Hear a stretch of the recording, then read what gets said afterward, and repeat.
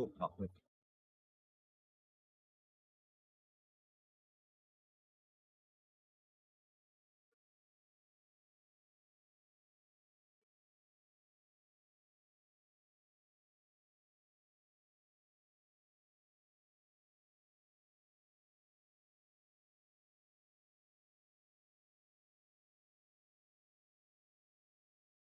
Talk topic.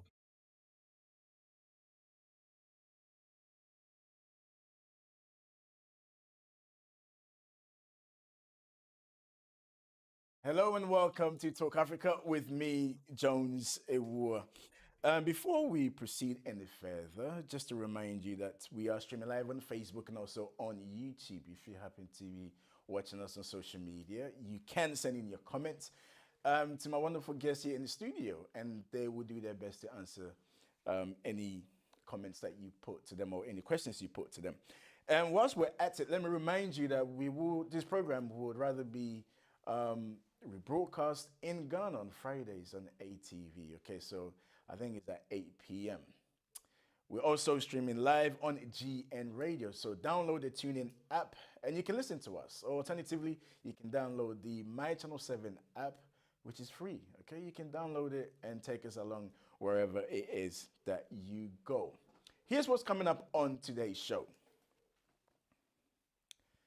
The former Prime Minister Boris Johnson has resigned or has stepped down as an MP, but is it the end of Boris?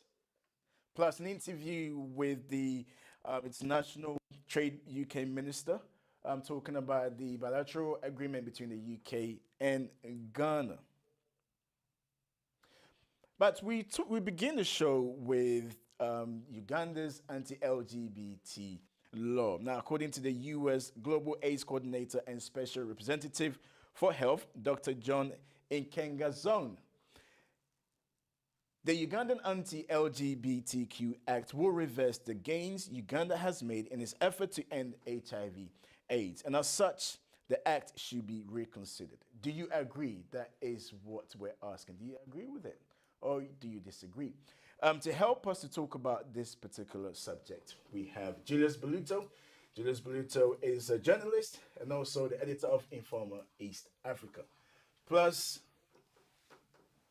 my friend here, Solomon Latte. Solomon Latte, of course, has his own program on GN Radio and also a political commentator. Gentlemen, welcome to the show. Thank you. It's a pleasure. Before we move any further, just to add a bit more context to what we're discussing here. A few months ago, actually, there was a big uproar at the fact that Ugandan Parliament decided to clamp down on LGBTQ, where they implemented an act which will see anybody identifying as gay or LGBTQ would be punished and potentially face the death penalty. And of course, in response to this particular act, as I read to you there by Dr. John Nkengazo, saying that this will actually deter the LGBT community, people who actually have or are infected with the HIV/AIDS, will deter them away from receiving treatment because of the stigma and potentially being harmed. But the president, Museveni, had a few words to say. Let's listen to him on this particular bill. Goes further and rapes a person, a child, an indigent means a weak person, he commits a capital offense and he faces a maximum sentence of death. This is the law I signed. These are the three substantive points anti-homosexuality law. Before I conclude and talk about the planned legislative agenda for the coming session of Parliament, I cannot avoid commenting on the noise about the anti-homosexuality law that you enacted and I signed recently. My stand on homosexuality has been repeatedly laid out to all and sundry.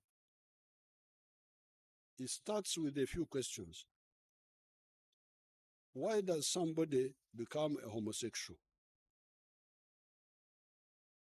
Is it on account of genetic, hormonal, or psychological reasons? Discussions with our doctors and the other African doctors who had a conference with African members of parliament from 22 countries unequivocally led us to conclude that homosexuality is as a result of psychological disorientation at some point in one's life, not genetic and not hormonal, as some of us initially thought.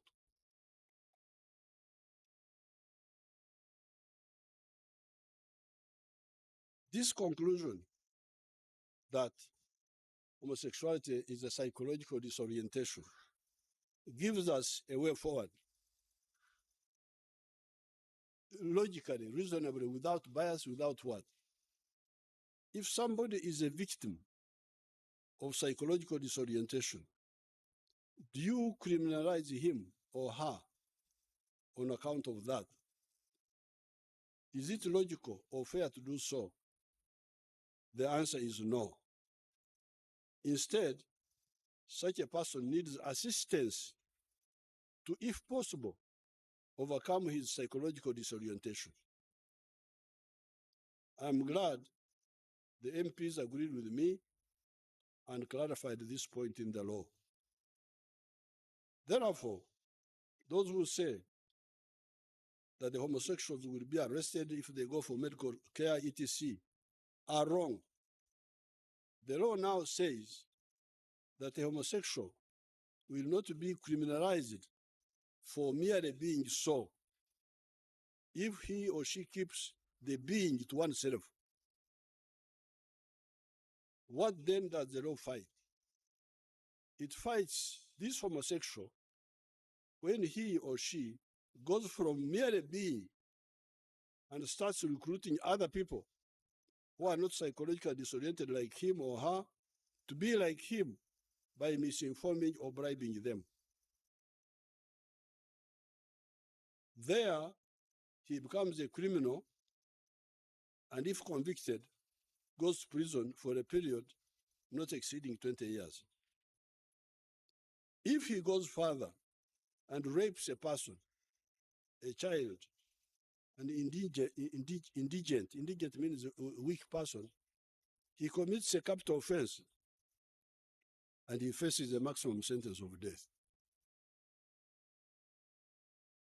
So that was the president of Uganda, Yoweri Museveni. And let me come to you first, Julius. Your take on this topic, this issue, and also what the president is saying there. Well, listening to Museveni, you may think he's a scientist. He's using very big words, psychological disorientation, and all that. But when you think deeper, the whole campaign is all clash between cultures. It's African culture, African traditions, and all that vis-a-vis the Western. Also, clash of values. What I really advocate for is to live in a world whereby all people, each individual rights are protected by the law. Also, in a world whereby people can have choices to choose what to be, what to do. Of course, if it's still within the confines of the law. The only thing I have a problem with is when this campaign is fronted from the West to Africa. And also meant to be like a big deal. Look, we're talking about Uganda. Uganda, since that bill, has become like wow, the hottest topic. The campaign, everything has not stopped. And I just want to pause for a moment. Why is the West not talking about Middle East, Iran, Qatar, Saudi Arabia, whereby actually the law is also strict almost in the same measure?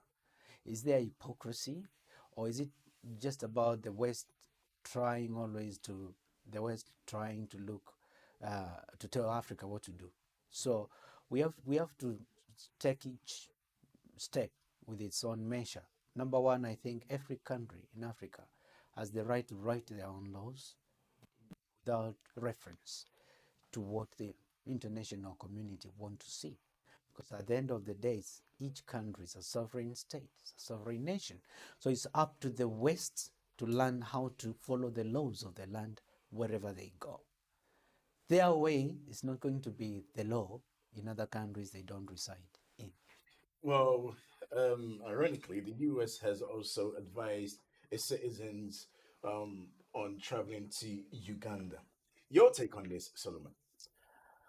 You know, it's a very very dicey issue because the point is that in as much as people have different sexual orientation, it's people has the right to choose whatever they want to do, so far as what the law. Because if you're saying that democracy and freedom of association is one of the fundamental rudiments of democracy, then of course, if you are whatever um, promulgating laws like that, you understand, to sabotage a section of what the community who say that they are what they are gay or LGBT, then of course that is not the rule of law.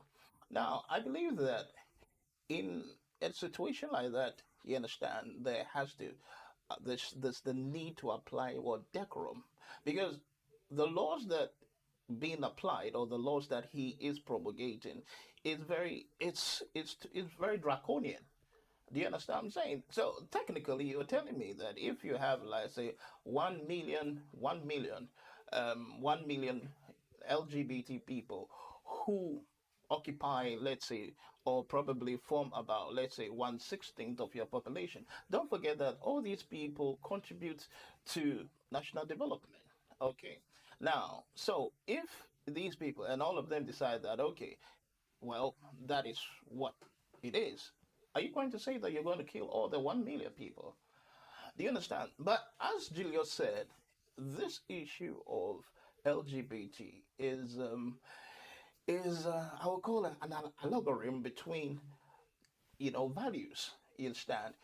Cultural values, which obviously is very antagonistic to African traditional values. And, And I think that is where the clash is coming from. and then we've heard people saying is non-African, is not African. How does one quantify, even define what is African and non-African? It's down to individual. Yeah, but the point is that we have transcended right now. The world has become very more cosmopolitan than metropolitan. You understand? Where you are having an amalgamation of different what people, different nationalities, people with all forms of acculturations. Now, but we still, Africa still seems to be, I think, in the primitive age, not trying to allow itself, you understand, to probably see what the bigger picture. Now, I am not saying that, well, whatever, but what I'm trying to say is the fact that people have fundamental human rights. What they choose to do is what is their business, all right? But so far as human lives are concerned, right, I believe that the government of the day might have to find what a better way of what addressing that issue. Is it an issue like Julius was alluding to, or he actually said outright that is the fact that it's being propagated by the West? Because you've got the likes of the US saying that this is actually, as you said, if we're practicing democracy, then this is certainly against democratic principles. Yeah, you see, the problem that we are having is the fact that Africa always want to have its cake and what have a cake, what eats its cake and have it. All right, now democracy. I mean, the UK, what the US model of democracy archetypically is the the modern type of democracy where the rule of law and the other rudiments of what rule of law or But this democracy is the exist. rule of law. It's going through Parliament. It's been enacted. It's Yeah, just a rule of but law. the point It's is going that through the right yes, channels. yes, but the point is that we have a system in place where these channels can be influenced. You understand? These channels are not neutral in itself. Do you understand what I'm saying? Okay, I mean, Neither are they neutral here, no, anyway. yeah, but the point is, the Westminster type of democracy has grown and grown over time that it has become believable and it has become some sort of a model where people can trust the system. All right. Do you understand what I'm saying? Now, I mean, the Ugandan parliament, it can be lobbied. People can put money, rich people, there are people behind the scenes who can bankroll so that the law be passed. Do you understand? I know And Julius that's the kind of I kangaroo, mean, yes. kangaroo, banana republic kind of democracy we have in Africa. Let's coin a phrase when we talk about the essence of democracy. Weber divine democracy, rule of the people, for the people, and by the people. That alone picks up a unit, call it a country, put it in a geographical location. It means those people. It doesn't mean global. And they are global, whatever we want to define as global values, which are neither here nor there because they are not very uniform. And even when you come to Africa, there's, Africa, we have over 2,000 different languages spoken. Each language constitutes a different culture and values. So you can even multiply that to 2,000. And immediately you realize that there's no commonality. You can't strictly define what you call African culture. Yeah, they are culture, but also they are subcultures. Yeah, definitely. Now, when you talk about also in terms of the right of African countries to decide their destiny, determine their destiny, make up their own laws, and for the rest of the world land to follow the African laws, so-called African laws. Now, that's where I have a problem because you see, I wonder why the noise. You see UK, US talking about Uganda. Why are they not talking about Iran? Middle East countries, all of them, they have extreme positions when it comes to these issues. We saw it in World Cup, didn't we? I mean, the first part of the week of the World Cup, it was all about LGBT, and I'm like, when are we going to get the football? Well, on that note, the leader of the Economic Freedom Fighters, Julius Malema, I think a few months ago, also spearheaded the campaign alongside gay activists in Uganda to make their voices heard. Let's take a quick listen. It's a human rights issue. It's a human rights issue. When someone starts by taking away your right to live freely in the country, when someone tries to take away your right to roam freely as a citizen, when they put crimes that you've known committed onto you and take away every right of privacy, where your neighbor and your relative and your friend can report you in for being a queer, for being a homosexual. Being queer in Uganda is one of the hardest things somebody can be. Being a Ugandan is one thing, and being an LGBTQI member is also another thing. You literally have to live in fear. You literally can't go out there and feel free to dress however you want to dress, to speak however you want to speak, or walk however you want to walk. You are literally stripped of your rights.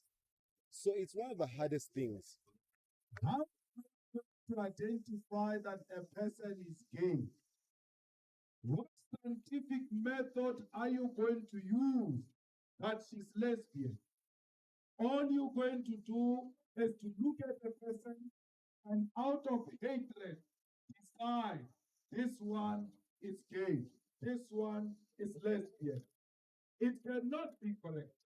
So we are saying to Museveni, leave the people the way they are. It is not our problem. It is not your problem. It is not a problem. What if Museveni is lesbian or gay? We discover that much later. Because there are people who discover that even when they are that actually this is who I am.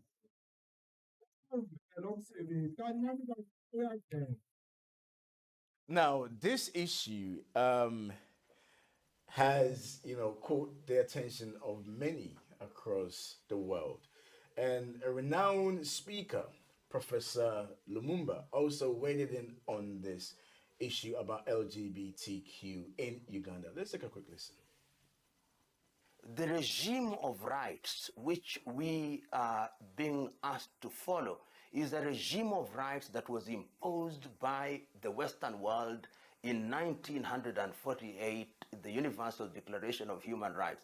When the Universal Declaration of Human Rights was being initiated in Paris, no African country was independent. And at that time, they say the civil and political rights were the most important. Then they said that economic and cultural rights were important. Then they say development rights. Now they say all rights are interdependent and therefore they are universal. But we must ask ourselves the fundamental question: don't we have rights that are uniquely African? And on the question of this idea of being told periodically by the Western world that these are the rights that we must deal with, it is incumbent upon us to come out very clearly. When the white man came here and imposed laws on us, whether it's the common law, the Dutch Roman law, they told us at that time that there is something called sex against the order of nature. Has nature changed? So we must be very slow to personalize laws. We must be very slow. And these arguments that they bring about bills relating to LGBTQ, they'll never say them to the Arabs. They'll never go to Kuwait. They'll never go to Bahrain. They'll never go to Brunei. They'll never go to Saudi Arabia. They'll never go to Indonesia to tell them. It is Africans who they think are tails to be wagged. So on this issue, the government of the Uganda and the people of Uganda, I am with them 100%. There is no freedom outside of the law. Okay, so that was Professor Lumumba. Then let me come to you, Solomon, on what Professor Lumumba was saying there to that of the EFF leader, Julius Malema. Yeah, so that's what I'm trying to say, is that these laws, I mean, obviously we have laws. The fundamental, you see, the context of democracy, the reason why Africa is suffering at this point is the fact that we have still, not really imbibed the concept of democracy. No, so technically we are just practicing, the superficial aspects of democracy, not understanding the true political idiosyncrasies of democracy. Do you understand? Because if really we understand democracy, But let me just interject. Can democracy actually be tamed to just one aspect, or just be boxed in as this is democracy and this is what you have to follow? let's be true to ourselves. The kind of democracy Africa has is orientated towards the what African. Africa does not practice the archetypical model of democracy, the Westminster type of democracy. That is why a president like Paul Biya, can be in power for God knows how long, for 41 years, and there are consistent elections, and he's still there. Now, But then one will also argue. I think, who was this? I think it was again Museveni that was asked this question. How come you stayed in power for so long? And he said, "What do you mean? I've been democratically elected 5 times." 5 times." yes, So because the truth of the matter is that we have not developed, you understand, our kind of civil resilience, our civic resilience, where people can put the president, you understand, on the spot and question him over his actions. Here, when you in the House of Commons, the Prime Minister is put on on the spot, and he is asked questions and is made accountable. But I want to come back. The system and the machinery work. I want to come back to what we're talking about here. Again, you're talking about democracy. Professor Lumumba also kind of alluded to it. But in essence, if we're really looking at democracy to be able to fix these type of societal issues, democracy always favors one and doesn't favor the other one. Yeah, but we cannot look at it holistically and think that democracy fixes everything. The reason why Africa is suffering, or the reason why Africa is still wobbling or staggering, is the fact that, or politically or democratically staggering, is the fact that we are not, we have not very grown into understanding what democracy and the rule of law. As I said, now the truth of the matter is the fact that right now you were talking about, we are talking about what, individualistic rights. Yes. Okay. Now, whether gay or not gay, one, the Universal Declaration of what human rights is that a person has the right to life. Two, there's freedom of association. Three, there's freedom of movement, and what it goes on. Okay. Now, so if you are saying that because of what the fact that the person has a sexual orientation which is alien to African cultures, then of course that goes to vituperate or vilify the context of what? Of the rule of law and the fundamental human rights. Do you understand what I'm saying? Because the issue at hand is that it's about fundamental human rights than more than Okay. sexual rights. All right. Point well made. I think I think it's a valid point because it is the right of every head of state to protect its citizens, and once you enact such, drastic laws, you're more or less, casting these citizens aside and creating us versus them. That's exactly what democracy does. See, the thing is, when you talk about democracy immediately, it is divided to the minority and the majority. And I want to remember, I'll quote a very wonderful book by another professor. His name is John Rawls. And the title of the book is A Theory of Democracy. Now, the thing is, he's talking about when it comes to competition between these two competitive ideas of majority winning over the minority. The essence of it is to have the majority have their day, but minority also, they must also have their day. So when you look into, when it comes to extreme positions, whereby what you're trying to propagate as an individual seems to be contrary and harmful to the society. According to that theory, Julius, democracy talks What about. is harmful to me is that if I don't listen to the producer, Yeah. right, Oh. we don't know what's going to happen. So we're going to take a quick break. When we come back, we'll continue with our discussions. We'll be right back.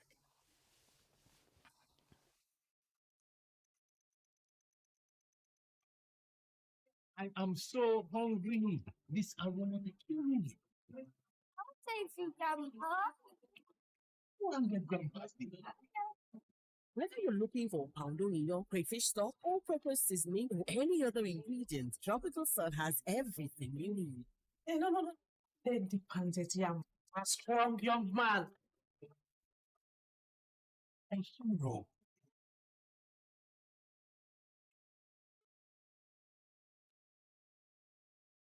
Mommy, the real hero. Tropical Salt flavors of the world to your table.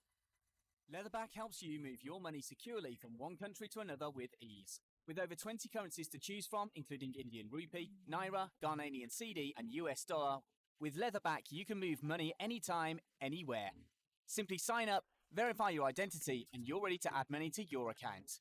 Leatherback is licensed in 4 countries, and with full visibility of your cash flow via our dashboard, you're in control. One access, one platform, one world.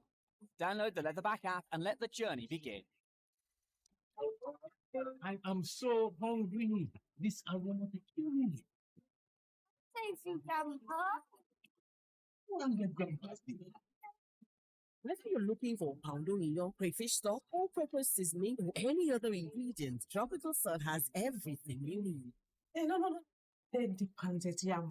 A strong young man. A hero.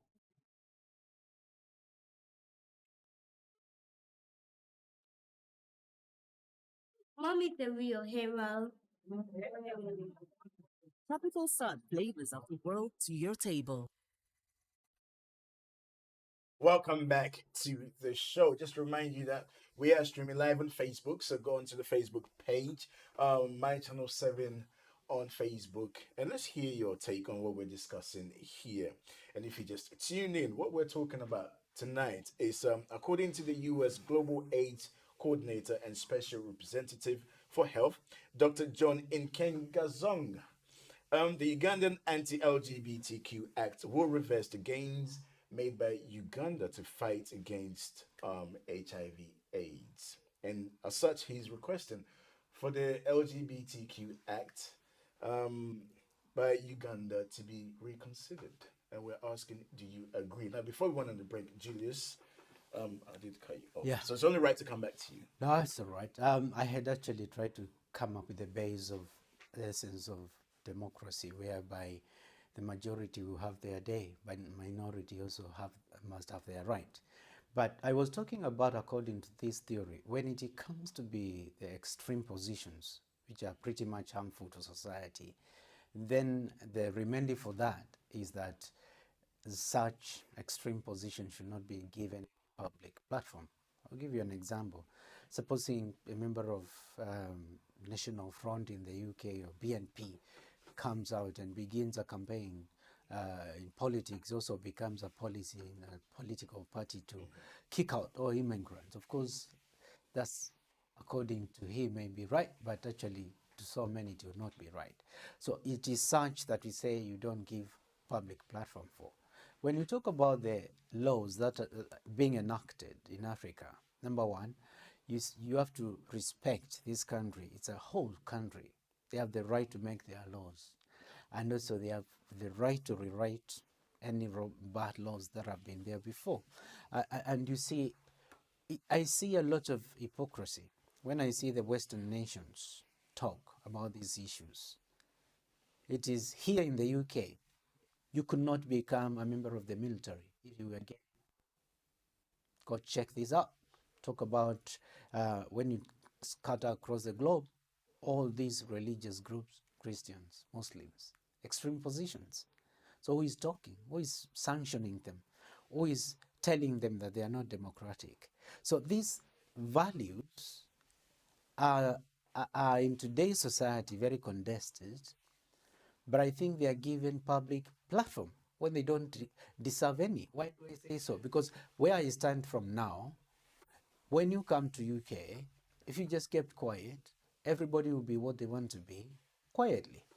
But Julius, let me just play the devil's advocate here. Some will argue these Gulf states that you mentioned do not practice democracy, and as such, the West in particular are more aligned to countries in Africa who practice democracy. So they will have, they'll be more vocal about what happened in those countries. They have no right to.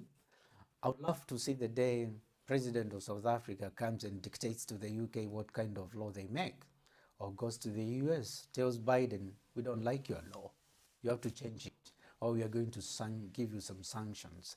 I would like to see that day come.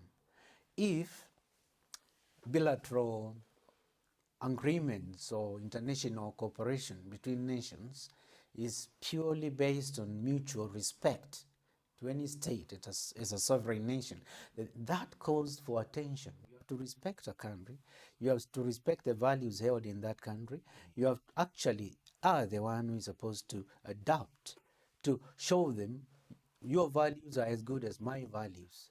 That's how people coexist. Well, I just want us to touch on this briefly because we're really pushed for time. Because under this bill, which was signed by the President Museveni, gay sex is punishable by life in prison, while aggravated homosexuality, including transmission of HIV, is punishable by death.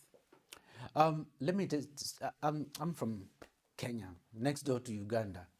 I think there's a lot of some narratives which are thrown there to support the Western viewpoint. I want to say this: Ugandans in East Africa or even in Africa were the hardest hit by HIV when it was just started, and they became the best country which managed it the best way.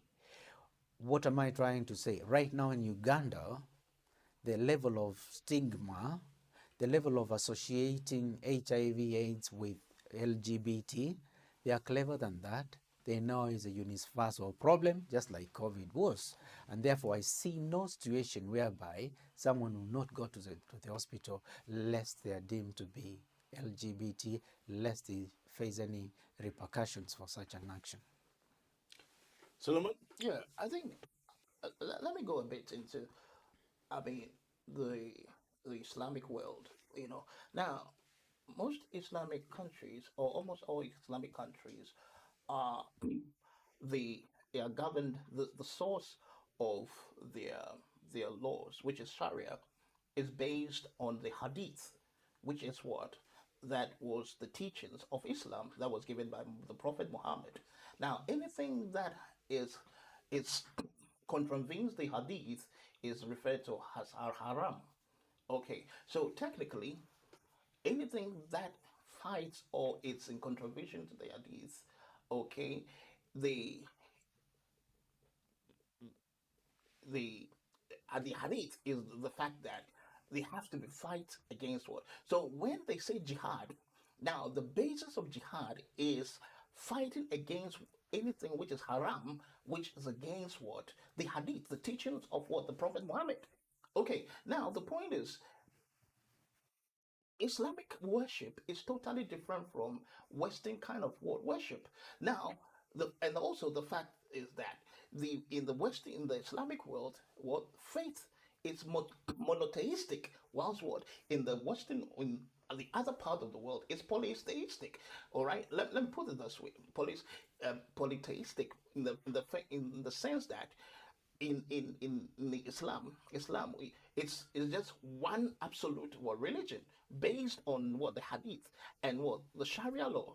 Whilst in the other part of the world, we are having different types of laws and different types of cultural and different types of faith-based diversities. So it's a very complicated, it's a very complicated case. Now, also the fact is that you're talking about Qatar, you're talking about Qatar, you're talking about these are countries that they are rich on their own. They can survive on their own. Now we are living. You talk about Africa. Africa, you understand, that is plagued by high inflation, corruption, and stuff like that, and so much hooked to the apron strings of the Bretton Woods institutions, can definitely not survive with the West. So at the end of the day, we are going always to be at the beck and call of what the nuances of what the Bretton Woods institutions and the West. But then, if I understand clearly what you're saying, then you should applaud Uganda for the position it's taken, because don't want to be dictated to by the West. No. That is the problem that I believe that we have. It's not a matter of being dictated to. It's a matter of applying decorum. You understand? Now, the point is, I'll give you an example. When Kenya became independent, rather in 1963, when Kenya became independent, Raila Odinga's father, who was, I think, the opposition, leader of the opposition, was of the view that all foreigners should be kicked out of what? Of Kenya. No. That's misinformation. Sorry. Well, I'm saying that not Kenya. And the other. Well, that's I stand for correction, but that's what I read. No, not in Kenya. Okay. And Jomo Kenyatta said that you cannot do that. That he was calling for inclusivity. In the governance. You understand? Well, I mean, he's from Kenya, so I can't. Yeah. I mean, he's on authority of this, but that's the whatever. Mm-hmm. So this, you see, that's the problem, that we apply so much emotions than applying objectivity, and that is the problem that Zimbabwe is having. You see, there are certain cases that are very critical that you just can't erode. Now, you're saying that death punishment. Okay, you're saying death punishment, and you are closing HIV centers and all those kind of things.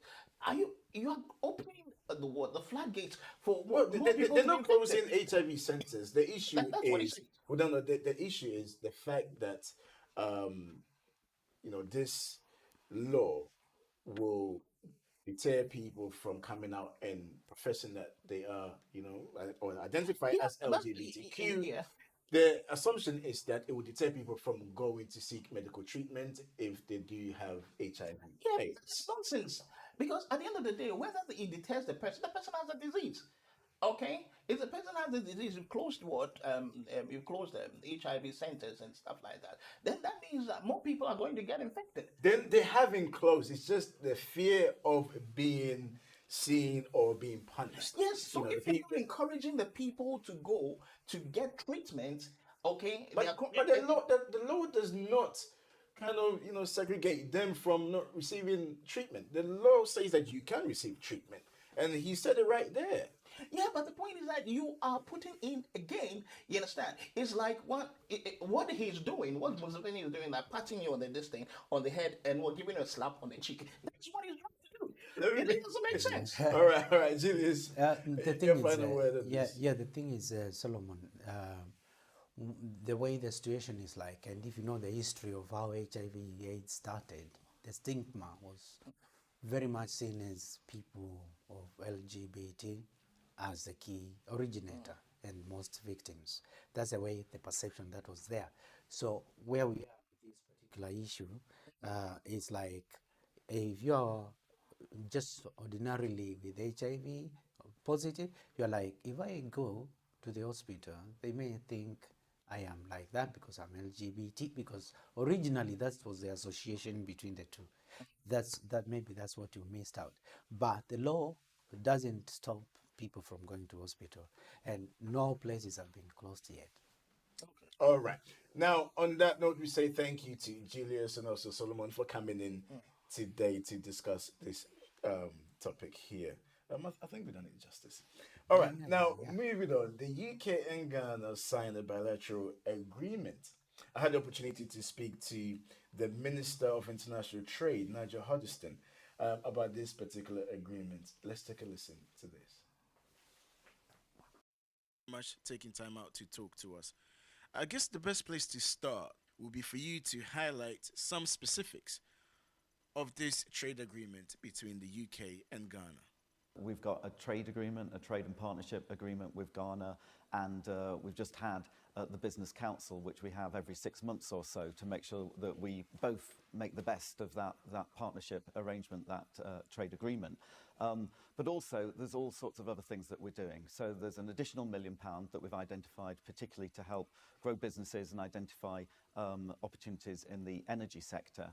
And also, we've launched and announced a new investor group as well, an investment group, to identify additional investment opportunities for British companies and others into Ghana. So it's part and parcel of a much wider package to build the relationship and the trading opportunities in particular. Now, with the EPA, which is the Economic Partnership Agreement, as the UK is no longer part of the EU, does this mean Ghana will receive some level of preferential treatment, or the EPA under the EU is still very much in operation?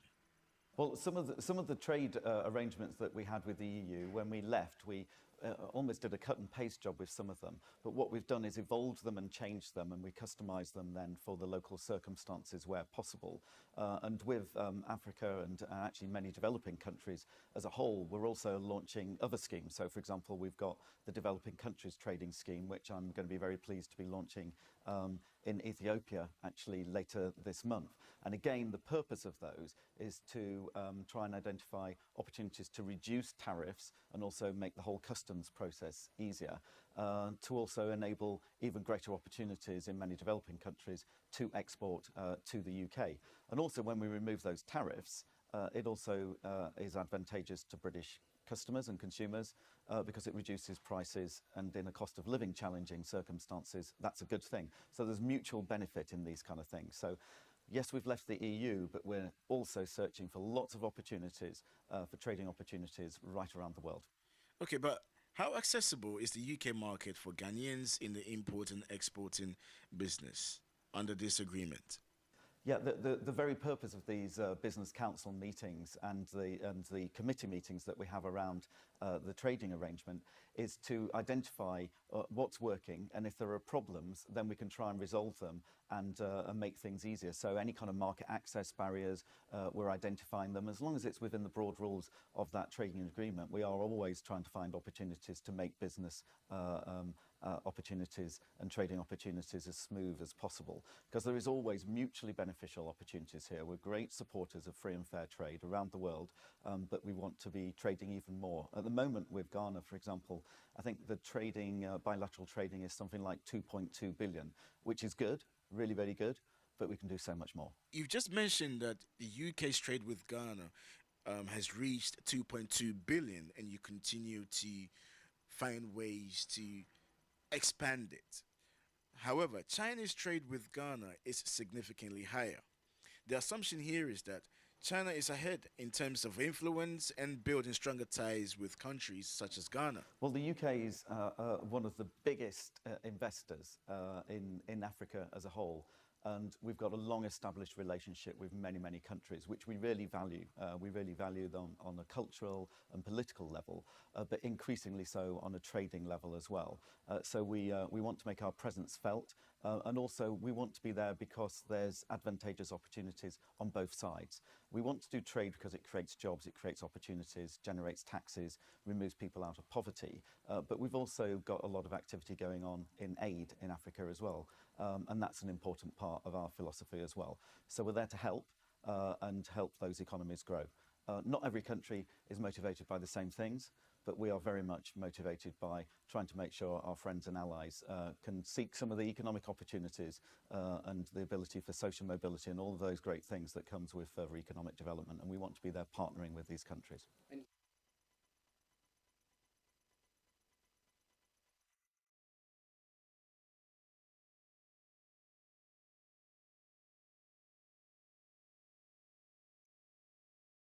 That was the Minister for International Trade, Nigel Huddleston, that I spoke to. Now, let's move on to our next discussion. If you're a fan of this show, you've been following this show for some time now, we've spoken about this man here extensively on this program, Boris Johnson, the former Prime Minister.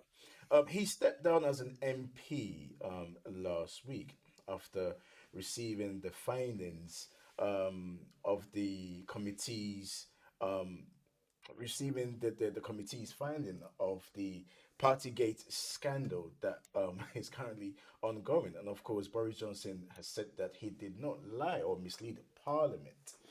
But after Boris Johnson has stepped down, today we were made to believe that the committee would have actually published its final findings today, but it hasn't happened simply because Boris Johnson submitted a last-ditch letter to MPs investigating whether he misled Parliament or not. So we're asking, what's next for Boris? Is this the end of Boris Johnson? Some might say, yep. Others are saying, no, this is Boris. After all, in his farewell speech, what did he say? He will be back. Well, he tried, didn't he? During the time of Liz Truss, when Liz Truss was kicked out, and then Rishi Sunak was in position to become the next Prime Minister. Boris Johnson tried to strike a deal behind closed doors, but it did not happen. Is this the end of Boris? Well, joining us to talk about this, we have Ian Pelham Turner, and also we still have Julius Belito here with us. Well, I guess to start, Ian. Yes. Is it the end of Boris? No. No? Not even the start of the end of Boris. I've been looking tonight to see, first of all, because when you look at what Boris Johnson is saying right now, it is very, very close to the types of stories that are coming out of America. Okay, so then is it possible that there could be a Trump-Johnson ticket next year? The answer is yes. And why is it yes? Because unless the question that hasn't been asked at the moment is, has Boris Johnson renewed his American passport? Because he was born in America. He is an American citizen.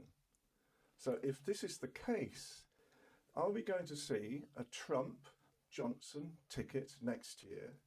And is this the surprise that Johnson is waiting for? Now, if this should happen and Trump wins and Johnson becomes virtually number 2 at the White House, just before the election for Rishi Sunak, what is Sunak going to do about the transatlantic relationship that happens at the moment? And the strangest thing of all, because I was looking at when is the American election next year? Now we have a thing called Bonfire Night, Guy Fawkes Night. Yeah. It's the 5th of November next year when the American election is going to happen. So is this going to be Guy Fawkes Johnson starting a new relationship in America as well? There are so many things to this man the reality at the moment is that he's been asking for his notebooks back, and he is saying that he wants to give them, especially to the committee, to the COVID committee. But he also probably wants them because he's writing his biography at the moment as well. So where do you go from there? Now, Ian, of course, you've been following politics for a long time, and of course, being a former spin doctor for number 10 Downing Street. Looking at the way politics has been in recent times, and the love for Boris. It's almost as if Boris can't do any wrong. Whatever he does, he still have these core supporters who want to see him. Reading some of the newspapers' articles today, there's a perception that he could actually stand as an MP again. Of course. There's nothing stopping him at all. The reality at the moment, you see, what's causing the problems now is that Nadine Dorries, who was the next one to sort of leave, what she has not said is when she is leaving. So that leaves Sunak in an awful situation, because obviously he now has to call elections, by-elections, but because Dorries hasn't yet said, when am I going to leave? Because she hasn't said yet, then there's problems attached to it as well. And so when I look at all the different ramifications at the moment about what is going on, the reality with Boris Johnson is they're playing games, Sunak is playing games. Do I think that the British people deserve this government? No, I don't. I think this is probably, in 45 years of analysing politics, I think this is the worst government I've ever seen. Let's talk a bit about the Conservative Party, because it looks as if the infighting is still very much alive. Definitely so. We just saw in a very short space of time prime ministers changing. We had Cameron, he had to go, and then we had also Theresa May, she had to go, and then you have Boris, and now Liz Truss, but she just didn't survive there for a minute. I think it was about, was it 44 days or so? Yeah. The shortest lifespan I've ever seen in any prime ministerial position. And then you see, when you look into what's happening now, it's just, I don't know if Boris has emotions and could just sit down, Downing Street. Remember that last day, people chanting, go, go, go. It's like, we don't like you, you have to go. All this disgraceful exit. And even now, resigning from being an MP is still disgraceful. So if I were Boris, I would just retire from politics and I would pick up my bike, go to the park. But that's definitely not Boris. But CBM states the fact that we presume that the committee's finding is that he did mislead Parliament. It's an allegation until it is actually stated, and then what Boris Johnson is then asking for is that the statement is actually given to the people as well, for them to judge at the same time what is going on at the moment. My feeling is that Boris can be caught in several ways. One mistake he probably made, that when he was talking to the Privilege Committee, he put his hand on the Bible. What that means is that now it can become a criminal act under the 1911 Perjury Act. If he has perjured, he could be prosecuted for perjury going to the committee. That is the law of the land as well at the same time. So I think the reality at the moment is what's going to happen to Boris. I think really Rishi Sunak wants to get rid of him, wants nothing to do with him at all because it's a distraction. But Boris is probably one of those people who will never give up, first of all. And the reality right now is that he will keep running the House of Lords rulings over his guest, going into the HOLAC situation. He will keep that running. He will keep everything running. Why does he keep everything running? A, because it will sell its book. That will be his number one priority. It could be that if you notice, where is Boris going at the moment? He's going to America all the time. Is Boris trying to make allegiances with US senators Who knows? Who knows? I mean, you keep bringing up the US, and I can see the comparison here, particularly with Boris and Trump. Even though I think Trump He called slightly, him the Trump of the UK. yeah, the Trump of the UK, absolutely. The fact that Donald Trump has actually started attacking, saying that people are actually, they're liars, making things up about him. Boris saying that the privileges committee are just, this is a witch hunt after him. Yeah. And the fact that 4 of the members are actually conservatives. Yes. And again, which plays into the Trump thing of blaming authority or the establishment, so to speak. Indeed, it's interesting times. I think before, talked about the way you compare US and UK. I see a lot happening, and you can never rule out a lot of things. If Trump was to win, probably the narrative may change, and for me, he represents what is impunity. If you can imagine to vie again for presidency, having gone through accusation of, this we saw in January 6th, all this happening and all that, and cases after cases. I mean, I've never seen any president with so many cases like Trump.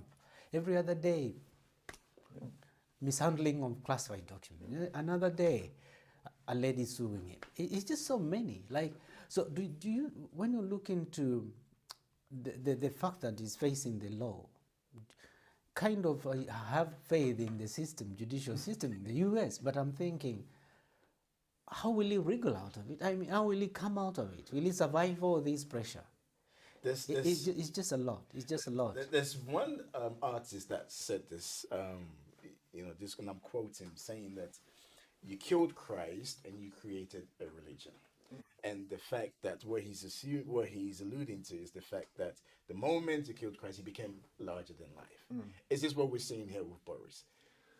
I think with Boris, he always has been larger than life. He has always been the entertainer. He's always been the one that goes down wires, gets caught in the middle of a scandal, you name it. I mean, Boris is never out of the news, or very, very rarely. And I think the reality at the moment with Boris is that so much is possible.